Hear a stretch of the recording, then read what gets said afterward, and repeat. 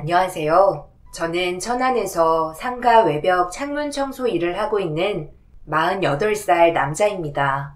최근에 날이 워낙 더워지고 해도 너무 강렬해서 외벽 창문을 닦는데 상당한 어려움을 겪고 있습니다. 저희는 노후된 창문 틈 사이까지 전부 실리콘 작업으로 마무리 보수까지 하기 때문에 다른 업체들보다 시간이 오래 걸리는 편인데요. 그만큼 고객님들의 만족도 또한 높아져서 건물을 아끼시는 분들은 주기적으로 연락을 주셔서 관리를 받고 계십니다. 그래서 불과 얼마 전까지 많은 분들의 도움 덕에 먹고 사는 건 큰 어려움 없이 잘 살아올 수 있었습니다. 하지만 경기가 어려운 이때에 저는 일을 그만둘 수밖에 없는 상황이 생기고 말았습니다. 그 이유는 지금부터 설명을 드리겠지만 여러분들께서 사연을 들어보신 이후 제 어느 부분이 부족했는지 알려주시면 정말 감사하겠습니다. 아직까지도 현실을 받아들이는 게 너무 힘이 들어 괴롭기만 하네요. 아내와 결혼한 지 20년 정도 된 것 같아요. 처음 아내와 만났을 때 저는 28살이었고 아내는 저보다 2살 많은 30살이었죠.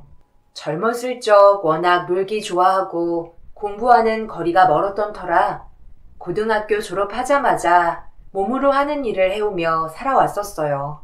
그때 당시 장애인 복지센터 건물이 거의 완공 상태일 때 일당직으로 유지 보수를 몇 번 간 적이 있었는데 그곳에서 목발을 짚고 일꾼들에게 간식을 나눠주던 여자와 처음 마주치게 되었고 워낙 성격이 밝아서 일하시는 주변 분들도 너무 착하다며 좋게 봐주셨어요. 저도 남들과 같은 생각을 하고 있었죠. 그런데 그 여자는 한쪽 다리가 정상적이지 못한 것 같아 계속 신경이 쓰였었는데 저보다 먼저 일을 하러 오셨던 분이 설명해 주길 다리 한쪽의 신경과 근육이 소실된 상태로 태어나서 선천성 신체 마비를 겪고 있어 목발 없이는 걸을 수조차 없는 장애를 가지고 있다는 걸 알려주셨습니다. 멀리서 봐도 정상적인 다리와 반대쪽 다리의 길이는 확연히 차이가 났었어요.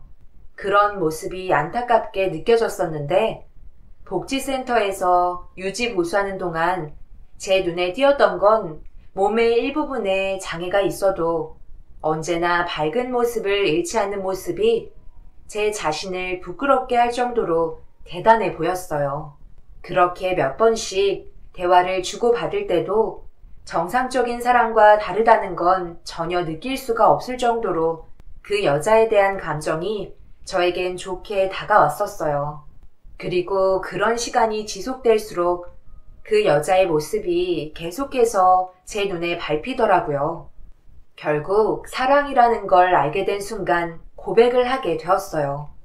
처음에는 많이 당황스러워하며 장난이라고 생각했는지 저와는 더 이상 말도 섞지 않으려 하길래 몇 번이나 진심으로 다가가 제 마음을 보여줬습니다. 저도 처음엔 동정이라 생각했고 알 수 없는 감정을 부정하고 싶었지만 사랑이라는 걸 알았을 때부터 더 이상 숨기려 하지 않았어요. 그 여자를 지켜주고 싶은 마음이 제일 크게 다가왔었죠. 그렇게 노력한 결과 저희는 연인 사이로 발전하게 되었습니다. 그때부터 저도 책임감이라는 게 생겨서 그런지 사랑하는 사람과 함께 결혼하고 가정을 꾸리고 싶었어요. 그래서 부모님께 만나고 있는 사람이 있다며 소개를 시켜주게 되었습니다. 그녀는 자신의 정상적이지 않은 모습 때문에 인사드리러 가는 걸 두려워했었어요. 하지만 제가 그동안 봐왔던 부모님은 언제나 남을 도와주고 좋은 모습만 보여주셨던 분들이라 제가 내린 결정을 존중해주고 긍정적인 답변을 주실 거라 생각했었죠. 그러니까 지금 둘이 결혼을 하겠다는 거야? 너희들이 만난 지 1년이 넘었다고 했나? 엄마가 봤을 때 아직 이른감이 있는 것 같은데 너희들이 좋아서 결혼하고 싶은 마음은 충분히 이해하고 있긴 하지만 충분히 고민하고 결정을 내려야 하는 거야. 순간의 감정으로 결정을 한다면 둘의 인생이 불행해질 수도 있는 거라고. 내 말 무슨 뜻인지 알지? 너무 서운하게 생각하지 않았으면 좋겠어. 당신도 무슨 말이라도 좀 해봐요. 이대로 가만히 있을 거예요? 나야 당연히 당신과 같은 생각을 가지고 있지. 결혼이 무슨 애들 장난도 아니고 1년 만났다고 덜컥 결혼하는 게 말이 된다고 생각해? 도경이 너도 엄마 아빠의 입장을 생각해줘야 하는 거야. 결혼이 생각하고 있는 것처럼 쉬운 문제가 아니라고. 지금 도경이 네가 모은 돈이 얼마나 되지? 집 결혼식 비용조차도 없잖아. 놀고 먹기 좋아하는 놈이 결혼한다고 해서 달라질 수 있을 것 같아?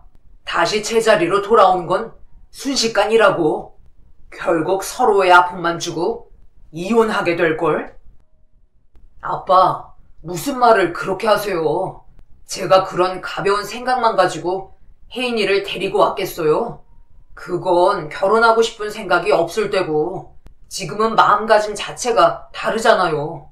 앞으로 열심히 살아가는 모습 보여드릴 테니 조금만 도와주세요.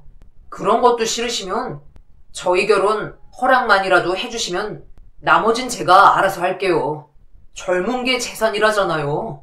저 좀 믿어주세요. 부모님은 한숨만 푹푹 내쉬며 민망할 정도로 그녀의 발만 뚫어지게 쳐다보고 계셨어요. 그렇게 어색한 분위기를 이끌어가는 동안 그녀 또한 저와 같은 마음을 보여줬고 부모님은 더 이상 듣고 싶지 않았는지 나중에 다시 얘기하자며 서둘러 상황을 마무리하려 했습니다. 점점 안 좋아지는 부모님의 안색에 더 이상 좋은 말은 안 나올 것 같아 그녀를 집에 바래다 준 뒤 나중에 연락하겠다며 다시 부모님 집으로 돌아왔는데 갑자기 아버지는 제 뺨에 손을 올려 붙였습니다. 네가 지금 제정신이야? 많고 많은 여자들 중에 왜 하필 정상적이지 않은 여자랑 삶을 꾸려나가겠다는 거야? 내가 그동안 너를 힘들게 키운 게 저런 여자와 결혼하라고 지금까지 먹여주고 재워준 줄 알아? 한 번만 더 저 여자랑 결혼하겠다는 말 하기만 해봐. 그때는 이 정도로 넘어가지 않을 거야. 알겠어? 어디서 저런 장애를 가진 여자를 데려와선 아빠와 엄마를 설득하려 들어? 네가 아무리 놀고 먹고 살아온 볼품없는 인생이라도 결혼을 하고 싶으면 적어도 사지멀쩡한 여자를 데려와야 하는 게 정상 아니야? 그렇게 보는 눈이 없어서 한쪽 다리는 아예 쓰지도 못하는 여자를 데려와? 엄마가 혈압 올라 쓰러지는 걸 보고 싶어서 그런 거야? 뭔가 불만이 있으면 말로 하면 되잖아. 돈이 필요한 거니? 아니면 사업을 하고 싶은 거야? 네가 원하는 거 다 해줄 테니까 제발 저런 여자랑 결혼하겠다는 말은 하지 않았으면 좋겠다. 선천적인 장애를 가지고 태어났다면서. 그럼 나중에 애라도 생겨서 저 여자의 유전자를 그대로 물려받게 된다면 그 아이의 삶도 너무 불쌍하다고 생각되지 않니? 왜 사람들이 정상적인 사람들과 만나서 결혼하려는 건데 장애를 가진 사람과 결혼하면 그 아이도 그대로 물려받을 확률이 크다고. 너는 TV도 안 봤니? 오늘로써 2번 다시 결혼 얘긴 꺼내지 말거라. 엄마도 같은 여자면서 어떻게 그런 말을 막 뱉을 수가 있는 거예요? 제가 사랑하는 사람이라고 말했잖아요. 그럼 인사시키러 왔을 때 따뜻한 말은 못 해줘도 상처는 주지 마셨어야죠. 혜인이 다리가 뭐가 어때서 어쩜 사람을 앞에 두고 혐오스럽다는 듯이 쳐다볼 수가 있죠? 그동안 제가 봐왔던 두 분의 모습과는 전혀 달랐다고요. 정말 실망입니다. 애비가 이렇게까지 독한 마음을 품고 얘기하는 이유는 내 아들의 인생이 무너지는 걸 두 눈 뜨고 보고 싶지 않아서야.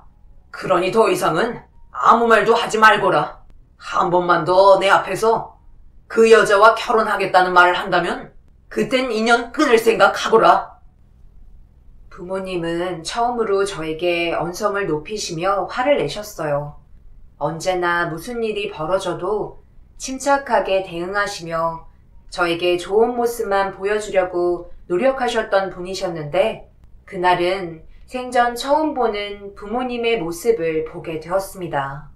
그렇게 한바탕 하고 난 뒤 한 공간에 있는 게 너무 힘이 들어 작은 원룸 하나 구해서 부모님과 따로 지냈었어요. 저희는 서로에게 시간이 필요했었습니다. 그리고 이 문제 때문에 걱정을 많이 하고 있던 그녀도 결국 정신적으로 너무 힘이 들었는지 자신이 가지고 있는 장애를 원망하고 있었어요. 한쪽 다리가 멀쩡했다면 저희 부모님의 반응도 그렇게까지 나쁘지 않았을 거라며 가슴을 치며 눈물을 흘렸습니다. 이런 모습 때문에 그녀의 부모님 또한 슬픔에 잠기셨고 저에게 미안해 하셨습니다. 그리고 그동안 자기 딸을 잘 챙겨줘서 고마웠다며 식사 자리를 마련해 주셨어요. 나는 처음에 자네가 내 딸을 데리고 장난치는 줄 알았었네. 어느 누가 장애를 가진 사람과 결혼할 생각을 하겠나? 그런데 자네의 마음이 진심이라는 걸 알게 된 이후부터 우리도 너무 행복했었네. 매일 거울을 쳐다보며 콧노래를 부르는 혜인이를 보는데 어찌나 눈물이 흐르던지. 그런 모습을 보니 어느새 우리도 이기적인 마음이 생기고 말았지. 자네가 결혼하겠다고 했을 때 거절을 하지 못했어. 분명 함께 살다 보면 많은 어려움들이 다가올 수 있겠지. 하지만 지금 당장 혜인이가 행복해하는 모습을 보니 둘의 결혼을 거절하고 싶지 않았네. 만약 내가 자네의 부모였다면 나 또한 똑같은 결정을 했을 걸세. 그만큼 단순한 문제는 아니니까. 그래서 우리도 이 말밖에 해줄 수 없을 것 같네. 둘의 결혼은 이루어질 수 없으니 우리 여기까지 하도록 하지. 결혼이란 건 모두의 축복을 받으며 행복하게 식을 진행해야 되는 건데 지금은 모두에게 불행을 안겨줄 뿐이야. 둘은 많이 힘들겠지만 현실이 이런 걸 어쩌겠나. 오늘이 우리의 마지막 시간이니 많이 들게. 혜인이도 그렇게 하기로 결정했으니 더 이상 인연을 만들지 않는 게 모두를 위한 일일세. 그날 저는 아버님의 말에 하늘이 무너지는 줄 알았습니다. 이미 그녀도 마음의 결정을 한 듯 저와 눈을 마주치지 않으려 했고 무슨 말을 해야 할지 몰라 멍한 표정으로 바라보고 있는데 저도 모르게 눈에서 눈물이 흐르고 있더라고요. 그때 당시 그녀와 저는 1년 정도밖에 만나지 않았었고 서로에 대해 많은 걸 알지도 못했지만 하나 확실한 건 제 마음이 그녀를 향해 있다는 거였어요. 그래서 저를 안쓰럽게 바라보셨던 그녀의 부모님께 다시 한번 확실하게 말을 했어요. 절대로 헤어지지 않을 거고 저희 부모님의 허락을 받아오겠다는 확고한 마음을 보여드렸습니다. 저에게는 부모님께 마지막 선택권을 드리는 거였어요. 반대를 하셔도 그녀와 함께하는 인생을 살아갈 거고 허락을 하신다면 최선을 다해 행복하게 살아가는 모습을 보여드리기로 마음을 먹었죠. 그렇게 다시 부모님 집으로 들어갔고 저와는 대화조차 하지 않으시려고 방으로 들어가신 부모님께 큰 소리로 얘기했습니다. 제가 진심으로 사랑하는 여자와 결혼하게 해달라며 애원했어요. 하지만 방 안에 계셨던 부모님께서는 더 이상 아무 말도 하지 않으셨고 밖으로 나오지도 않으셨어요. 저도 충분히 제 마음 전달해 드렸다 생각해 부모님께 마지막 인사를 드리고 집을 나왔습니다. 그리고 이런 결정을 내린 저의 모습을 보신 장인 장모님께서 많이 당황해 하셨지만 그녀와 떨어지지 않을 거라는 확고한 마음으로 손을 꽉 잡아 보여드렸었고 저희는 그렇게 아무것도 없는 형편에서 혼인신고만 한 채 결혼 생활을 시작했어요. 당연히 각자의 환경이 달랐고 의견 차이도 어느 정도 있었지만 거의 모든 걸 제 아내의 생각대로 움직여 주었습니다. 그러니 서로 다툴 일도 거의 없었죠. 책임감이 생긴 이후부터 최선을 다해 살아왔었어요. 행복하기 위해선 돈이 필요했습니다. 그래서 자는 시간도 줄여가며 물불 가리지 않고 일을 했었어요. 그 결과 처음엔 원룸에서 시작했지만 몇 년 뒤 둘이서 살기에 적당한 아파트에 들어갈 수 있었습니다. 처음 마련한 저희 집을 바라보며 눈시울이 붉어졌고 어느 정도 숨을 돌릴 수 있을 만큼의 여유가 생기기 시작할 때부터 하고 있던 많은 일들을 하나하나 줄여가면서 좀 더 여유롭고 안정적인 돈을 벌 수 있는 일거리를 알아봤어요. 제가 이렇게까지 돈에 집착했던 이유는 아내의 몸 상태 때문인데요. 그때가 여름이었습니다. 오래간만에 함께 놀이공원을 가려고 준비를 하던 도중 휠체어가 고장이 나서 수리하려고 매장을 찾으니 며칠 시간이 필요하다며 당일 고칠 수 없게 되자 어쩔 수 없이 목발을 짚고 놀이공원을 돌아다녀야만 했었죠. 하필 놀이공원 표까지 미리 끊어놨었기 때문에 돈이 아까워서라도 가야만 했어요. 그런데 놀이공원에도 휠체어를 대여할 수 있게 마련되어 있길래 고객센터에 문의를 했는데 가는 날이 장날이라고 전날에 휠체어 고장으로 사고가 났었는지 전체 수리를 맡겨서 늦은 오후에나 들어온다는 관계자의 말을 듣게 되었습니다. 어쩔 수 없이 목발을 짚고 놀이공원에 들어가게 되었죠. 그런데 날이 워낙 덥다 보니 아내가 금세 지쳐 하더라고요. 천천히 쉬면서 돌아다니면 괜찮다고 했지만 어딘가 불편해 보이길래 몸 상태를 유심히 살펴보았고 아내의 겨드랑이 쪽이 목발 때문에 계속 마찰이 생겼는지 빨갛게 달아오른 상태로 물집까지 잡혀 있었습니다. 저와 함께하는 시간이 너무 행복해서 그 기분을 깨기 싫어 불편하다는 말을 하고 싶지 않았다며 자유롭게 돌아다니지 못하는 본인의 몸 상태에 우울해하는 표정을 보이는데 그 모습을 보고 있던 제 마음이 너무 아팠었죠. 금전적으로 여유만 있었다면 모든 걸 다 해줬었겠지만 현실에 제 자신은 그렇지 못했기에 무조건 돈을 많이 벌어야만 했어요. 그리고 같이 일하시던 분이 사업 하나를 준비 중이라고 하시길래 알고 보니 건물 외벽 보수 작업 및 창문을 닦아주는 직업이었죠. 위험 요소가 있어서 그런지 노동 대비 돈이 짭짤했었어요. 그래서 함께 일을 하기 시작했고 아내에게 처음으로 좋은 제품은 아니었지만 의족을 선물해 줄 수 있었습니다. 아내의 의족은 일반 제품들보다 가격이 높은 편이었어요. 한쪽 다리를 잃은 게 아니라 감싸줘야만 했던 터라 맞춤 제작을 하는데 돈을 꽤 많이 지불했었죠. 너무 비싸다고 거부했었지만 그래도 막상 착용을 하고 조금씩 적응해 나가기 시작하면서 시간이 좀 지나니 목발 없이 걸을 수 있게 되자 상당히 만족하며 사용을 하게 되었죠.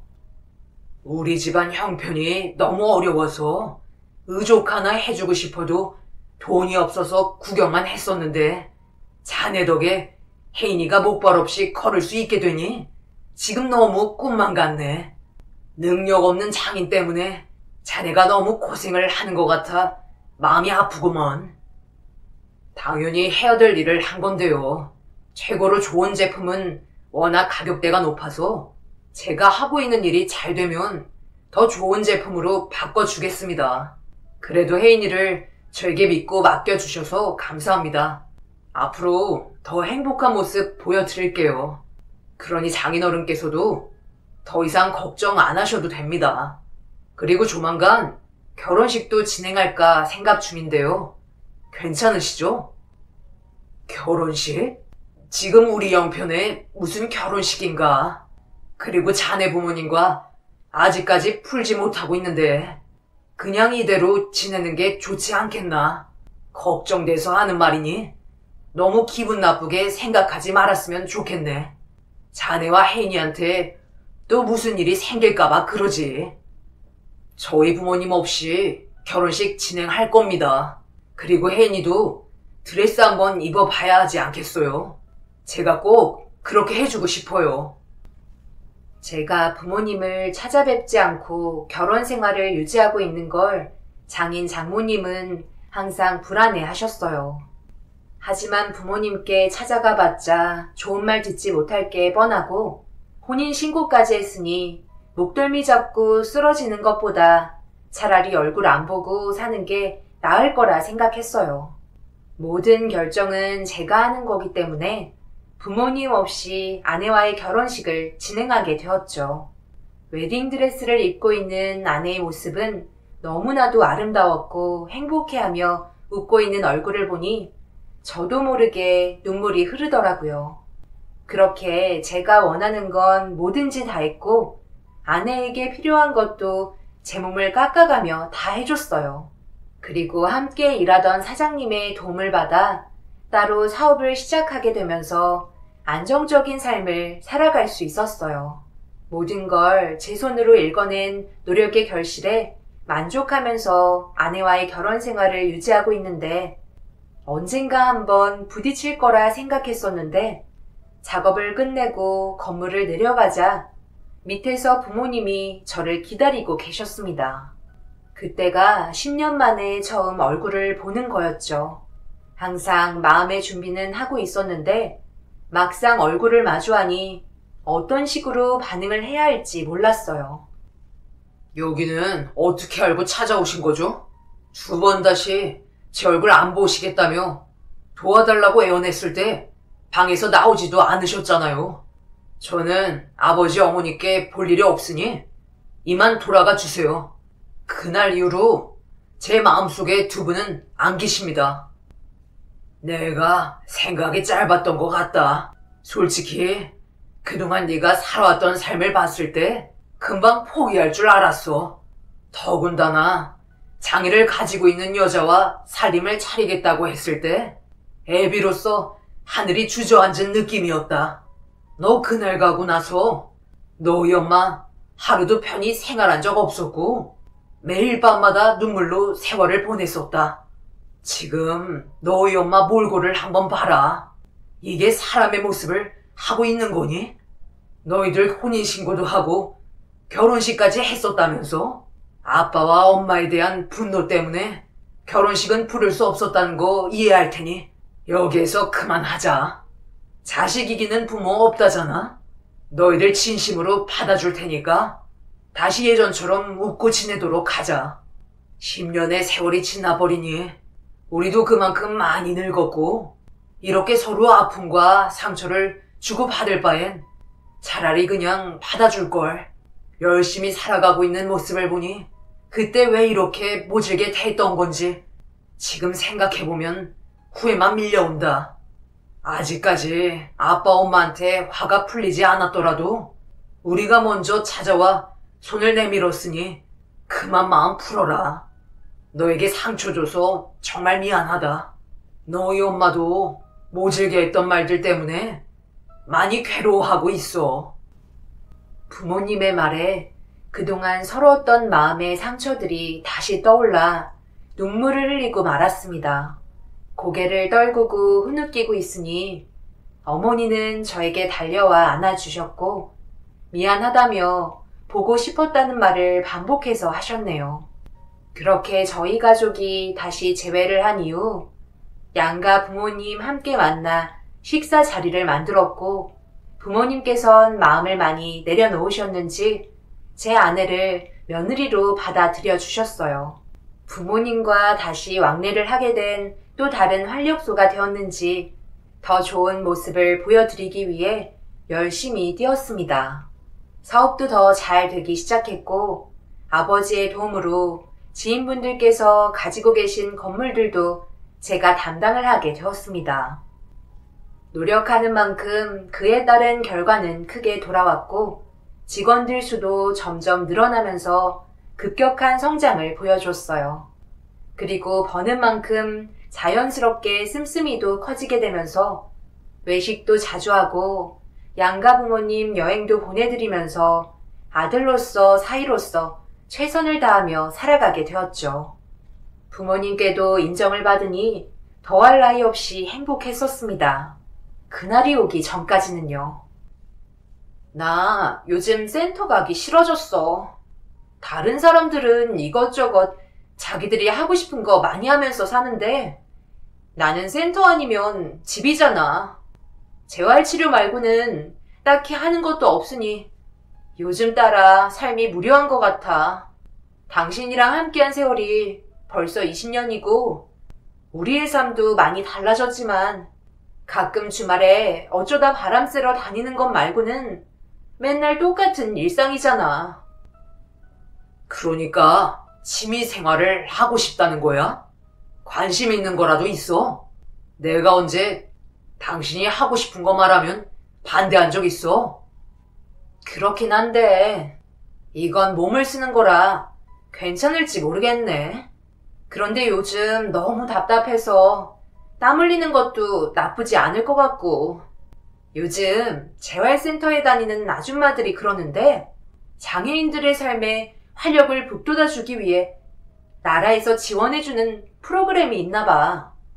나도 충분히 가능하다고 해서 한번 해볼까 하거든?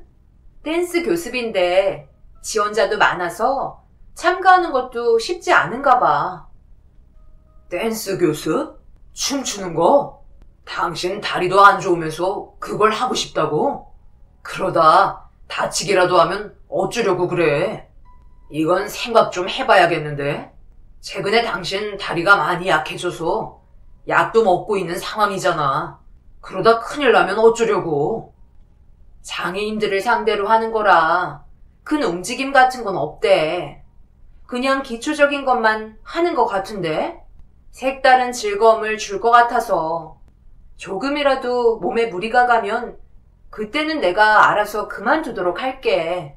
그러니까 허락해 줄 수 있는 거지? 갑자기 댄스 교습을 받고 싶다는 아내의 말에 당황했지만 저는 들어줄 수밖에 없었어요. 그동안 매일 반복되는 삶 때문에 지쳐 있었는지 우울해 보였었는데 그날은 눈이 번쩍이고 의욕이 상당했었죠. 그래서 고민 끝에 허락을 해줄 수밖에 없었습니다. 아내가 즐거워하면 저도 행복했었기 때문에 자신의 삶을 원망하지 않길 바랬었어요. 그렇게 댄스 교습을 신청하게 되었고 재활 치료를 받은 뒤 센터에서 운영하고 있는 셔틀버스를 타고 댄스 교습실로 바로 출발하는 것 같았어요. 그래서 저도 일을 마치고 아내가 교습받고 있는 곳으로 가게 되었죠. 첫날이라 어떤 식으로 하는지 궁금하기도 해서 확인차 가봤는데 여자 선생님의 도움을 받아가며 즐겁게 몸을 움직이고 있더라고요. 얼굴 표정은 상당히 밝아 보였고 웃는 얼굴을 보니 저도 덩달아 웃음이 나왔습니다. 이런 게 행복이라 생각했었어요. 그렇게 1시간 정도의 교습을 받고 밖에서 기다리고 있는 저에게 천천히 걸어오더니 상당히 만족한 얼굴로 댄스 교습 받길 잘했다며 앞으로 꾸준히 교육받고 싶어 하길래 흔쾌히 허락해 주었네요. 그날은 저도 궁금해서 데리러 왔지만 보통은 센터 셔틀버스를 이용해 집 앞에까지 바래다 주었기 때문에 다음날부턴 저도 일이 바빠서 아내는 셔틀버스를 이용했습니다. 별 문제 없으면 밖에서는 연락을 주고받기는 힘들었어요. 저는 하루 종일 건물 외벽에서 창문을 닦으며 빗물이 새는 곳을 찾아 보수 공사를 하기 때문에 아내와 연락을 하는 건 점심시간 외엔 거의 시간을 낼 수가 없었죠. 그래도 집에 오면 그날 하지 못했던 대화를 오랫동안 하기 때문에 크게 불편한 건 없었어요. 이번 주 금요일 저녁에 본가 좀 내려갈까 하는데 괜찮겠어? 주말 내내 센터도 쉬니까 바람 좀 쐬고 올까? 당신 우리 부모님 집에 다녀오는 거 여행 가는 거 같다고 좋아했잖아. 어때? 괜찮지? 어머니가 당신 보고 싶다고 맛있는 것도 많이 준비해놨다고 서둘러 오라고 하셨어. 당신한테 줄 것도 있다는 걸 보면 선물도 준비하셨나 봐. 정말? 근데 이거 어쩌지? 미리 얘기하지 그랬어. 나 선약 있는데 이번 주 내내 댄스 교습 받아야 돼서 시간을 못 내. 뭐라고? 거긴 주말에도 하는 거야? 그런데 주말에는 좀 쉬어주는 게 좋지 않을까? 너무 무리하면 다리에 안 좋을지도 모르잖아. 부축받으면서 하는 거라 괜찮아. 그리고 나 요즘 댄스 교습 받는데 푹 빠져 있어서 당분간 어디 가고 싶지도 않아. 그래? 그럼 어쩔 수 없지. 당신이 그렇게 하고 싶다면 말리지 않겠지만 다음 주에는 시간을 내줄 수 있겠어? 미리 얘기하면 당신 스케줄을 조절하는데 괜찮을 거니 다음 주 주말에는 꼭 본가에 같이 내려가도록 하자. 알겠지? 그래, 알았다니까. 몇 번을 말해. 나 지금 선생님이랑 대화 중이거든? 바쁘니까 할 말 다 끝났으면 방으로 들어갈게. 아내는 점점 저와 대화하는 것보다 댄스 교습 선생님과 대화하며 시간을 보내는 걸 더 중요하게 생각하고 있었어요. 그리고 방에서도 그날 배웠던 동작을 연습하기 바빴습니다. 푹 빠져있는 모습을 보니 조금씩 걱정되기 시작했죠. 그냥 스트레스 푸는데 도움을 줄까 해서 허락을 해줬는데 지나칠 정도로 깊게 빠져있는 아내의 모습은 제 머릿속을 복잡하게 만들었어요. 앞으로 어떻게 하면 좋을지 고민에 빠져 있는데 어머니한테 전화가 왔고 저희 사정을 얘기한 뒤 다음 주에나 찾아뵐 수 있을 것 같다며 시간을 미루게 되었네요. 한 번도 이런 적이 없어서 많이 당황스러웠죠. 그렇게 일주일의 시간이 흐르고 돌아온 금요일 아침에 아내에게 약속한 대로 저녁에 본가에 내려갈 거라고 먼저 말을 걸었습니다. 저번 주에 약속했었지? 오늘 저녁에 본가에 내려갈 거니까 당신도 오늘은 일찍 집에 들어와야 돼. 아니면 내가 데리러 갈까? 꼭 가야 하는 거야? 오늘 중요한 동작 배우는 날인데 왜 이렇게 사람을 귀찮게 하는지 모르겠네. 차라리 옛날이 좋았던 것 같아. 그게 무슨 말이야? 당신은 내가 부모님과 등 돌리고 지냈던 날들이 더 좋았다는 거야? 어떻게 그런 말을 할 수가 있어? 맞잖아.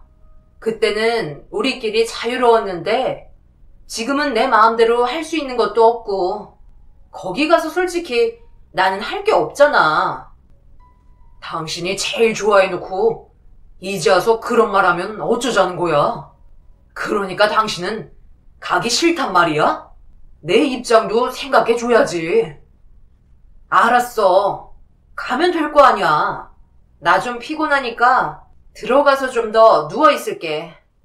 오늘은 재활치료 없어서 조금 있다가 셔틀버스 오면 그때 교습실에 갈 거야.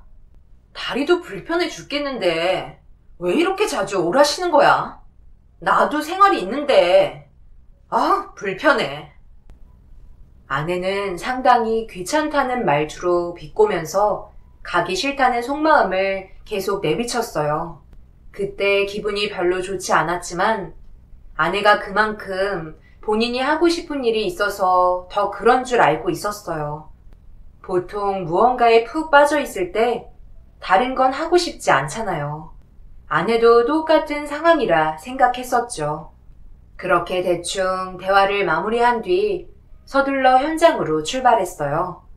출근하기 전에 아내와 안 좋은 대화를 주고받아서 그런지 그날 하루 종일 기분이 좋지 않았고 일이 손에 잡히지도 않았어요. 그래도 해야 될 일은 마저 끝내야 해서 열심히 땀 흘리며 외벽에 매달려 창문을 닦았습니다.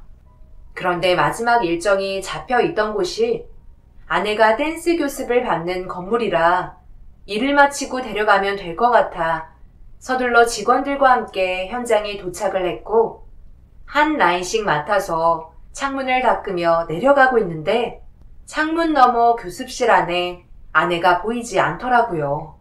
다리가 불편한 아내를 집에 혼자 두고 온 게 마음에 걸렸었죠. 차라리 미리 교습실에 데려다 주면 좋아했을 텐데 저도 감정이 상했던지라 그냥 출근했던 게 마음이 쓰였습니다. 그렇게 창문을 다 닫고 현장 정리를 하려던 도중 위층에서 직원이 제가 맡은 곳에 창문이 벌어져 있다는 연락을 받았는지 보수 공사를 해야 할 것 같다는 말에 실리콘을 챙겨서 다시 창문을 타고 내려갔어요.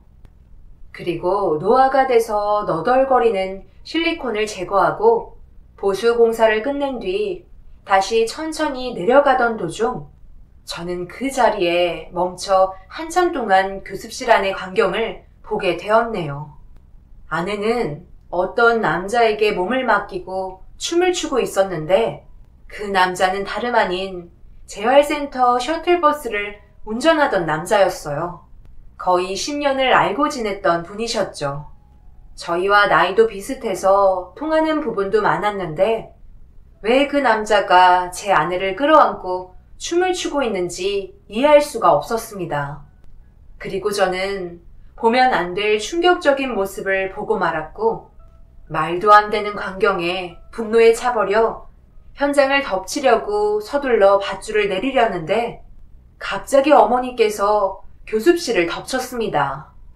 갑자기 들이닥친 모습을 확인한 저는 급하게 내려가 몸에 있던 장비를 풀어헤치고 다급히 교습실로 올라갔어요.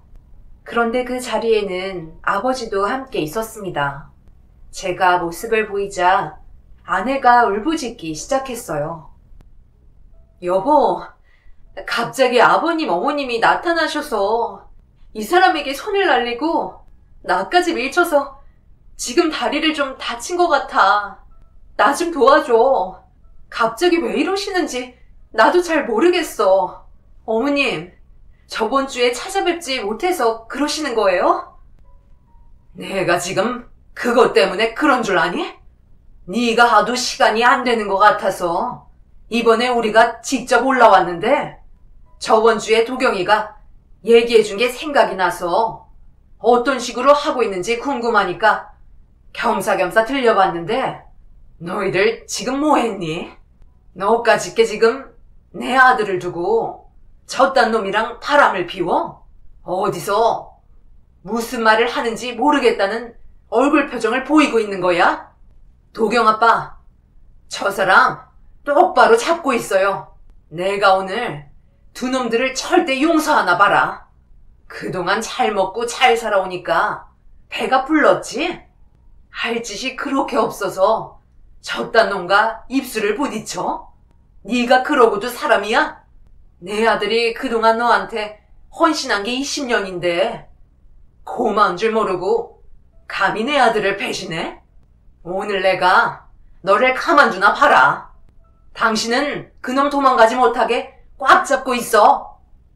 엄마, 지금 뭐 하시는 거예요? 그러다 큰일 난다고요. 제발 부탁이에요. 진정 좀 하시고 그만하세요. 돌이킬 수 없는 결과를 가져올 수도 있다는 거 몰라요? 대화로 풀고 문제가 있으면 법적으로 처리하면 되는 거잖아요. 그러니 제발 그만하세요. 도경아, 엄마는 절대 용서할 수가 없다. 그동안 도경이 네가 고생하고 헌신한 것만 생각하면 가슴이 찢어질 것처럼 아픈데 정작에는 그동안 배가 불렀는지 다른 쪽으로 눈길을 돌리고 있었는데 엄마가 두 눈으로 현장을 봤는데 그만하라고? 엄마한테 법적으로 불리하게 적용이 되더라도 내 결정은 편하지 않을 것 같구나. 못난 엄마를 용서해다오. 그 순간 엄마는 대형 창문으로 아내와 함께 떨어졌고 비명을 지르며 급하게 1층으로 내려갔어요. 천만다행인 건 어머니와 아내 둘 다 생명에는 지장이 없었죠.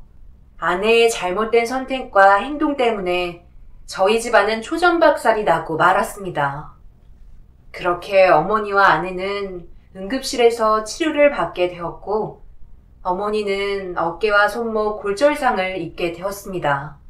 그런데 아내의 상태가 상당히 심했었죠.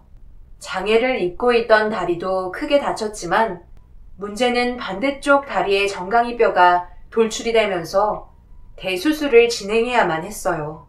이 소식을 듣고 장인 장모님도 병원에 도착을 했지만 아버지께서 이 모든 사실을 알려드리자 그 자리에 주저앉아 오열을 하고 마셨습니다. 셔틀버스 기사는 경찰서에서 조사가 진행이 되었고 현장에 함께 있던 저와 아버지도 함께 조사를 받게 되면서 상황은 점점 안 좋아지게 되었네요. 왜 그런 행동을 해서 상황을 이렇게 만들었는지 아내의 말을 들어야만 했어요. 아내는 12시간 끝에 수술실에서 나와 병실로 옮겨졌고 아버지와 저도 조사를 마친 뒤 추가적인 문제가 있을 때 다시 경찰서로 가야만 했었죠. 어머니는 깨어나자마자 오열을 하셨고 다른 병실에서 치료를 받고 있는 아내도 정신을 차렸는지 눈을 뜨며 저희를 바라봤습니다. 저는 단둘이 대화하고 싶다며 자리를 만들어달라고 부탁했어요. 하나부터 10까지 왜 그랬는지 전부 들어야만 했습니다. 그리고 아내는 입을 열었어요. 한순간의 실수였어. 그동안 함께 알고 지냈던 시간이 많아서 그랬는지 서로 자연스럽게 끌리게 된 것 같아. 그러다 어머님이 본 대로 나는 그 사람과 또 다른 감정이 들었고 그로 인해 해선 안 될 선을 넘고 말았어. 이건 내 실수야. 인정할게. 당신이 그동안 나에게 해줬던 모든 걸 감사하게 생각해. 그런데 정작 내 옆에 제일 오래 있었던 사람은 당신이 아니라 그 사람이었다고. 도움이 필요할 때 내 곁에 언제나 있었어. 당신은 돈을 벌기 위해 열심히 일을 했지만 그 사람은 나에게 실질적인 필요를 해결해 줬던 거라고. 그러니 자연스럽게 몸이 이끌린 것뿐이야. 미안해. 내 실수야. 용서해줘. 그게 지금 나한테 할 말이야? 내가 당신과 행복하게 살고 싶어서 얼마나 노력했는지 알고 있잖아. 그런데 이제 와서 이런 식으로 나를 배신해? 삶이 여유로워지니까 다른 자극적인 요소가 필요했었니? 그래서 댄스 교습도 신청한 거고. 나는 너를 20년이 넘는 시간 동안 변함없이 사랑해왔었는데 정작 너는 나 말고 다른 남자에게 마음을 품고 있었네. 차라리 떨어졌을 때 세상을 떠나지 그랬어. 참 질기기도 하다. 평생 동안 당신이 뭘 잘못했는지 생각하며 살았으면 좋겠다. 그 남자랑 남은 인생 행복하게 살아봐. 나는 2번 다시 당신을 찾지 않을 거고 무슨 짓을 해도 당신 앞에 나타나지 않겠어. 결국 아내와의 인연은 그렇게 끝이 나고 말았어요. 장인 장모는 저에게 찾아와 무릎 꿇고 싹싹 빌었지만 이미 엎질러진 물은 주워 담을 수 없었습니다. 그렇게 어머니의 병원을 따로 옮겨 치료를 받게 해드렸고 법적으로 처벌을 주고받아야만 했어요. 어머니는 모든 잘못을 인정했지만 아내가 자신이 한 행동으로 인해 발생된 일이라며 어머니는 잘못이 없다고 단순히 실랑이를 벌이다가 미끄러진 것뿐이라며 다른 진술을 말하면서 상황이 복잡해졌고 결국 어머니가 한 행동에 대해서는 더 이상 조사가 이루어지지 않았습니다. 그렇게 아내와 저는 이혼을 하고 그 남자에게는 상간남 소송을 진행했어요. 그리고 아내는 평생을 걷지 못할 장애를 입고 말았습니다. 정강이 뼈가 돌출되면서 연결되어 있던 신경이 모두 끊어지는 사고로 인해 한쪽 다리마저 움직일 수 없었습니다. 자신이 무엇을 잘못했는지 충분히 반성하고 있다며 이혼을 했음에도 저희 집에 찾아와 용서를 빌고 있습니다. 20년을 한결같이 사랑했던 아내가 다른 남자와 주고받던 시선과 입맞춤은 제 머릿속에서 떠나질 않고 있네요. 자신이 한 잘못에 대해 벌을 받는 거라 생각해요. 어쩔 수 없는 현실인 것 같습니다. 저도 그만큼 상처를 많이 받았기 때문에 지금도 정신적으로 많이 힘든 상태거든요. 앞서 말씀드렸듯이 여러분들이 생각하실 때 제가 뭘 잘못한 건가요? 찢어지게 가난했던 저희가 잘 살기 위해 열심히 일했고 아내를 위해 최선을 다하며 살아왔는데 저에게 문제가 있었다면 여러분들께서 알려주셨으면 좋겠습니다. 어제도 아내는 휠체어를 타고 용서를 빌러 왔어요. 2번 다시 걷지 못할 몸으로 저희 집 앞에 주저앉아 오열을 하며 받아주지 않아도 되니 용서만 해달라고 합니다. 정말 마음이 아프네요. 28살부터 48살까지 한평생 아내만 바라보며 살아왔던 제 자신이 너무 한심스럽습니다. 제 사연 들어주신 분들, 저와 비슷한 아픔을 겪으신 분들이 혹시나 계실까요? 배우자에게 배신을 당했을 때 남겨진 상처를 어떻게 치료하며 살아가셨나요? 해결 방법을 알려주시면 정말 감사하겠습니다. 그럼 답변 기다리겠습니다. 감사합니다.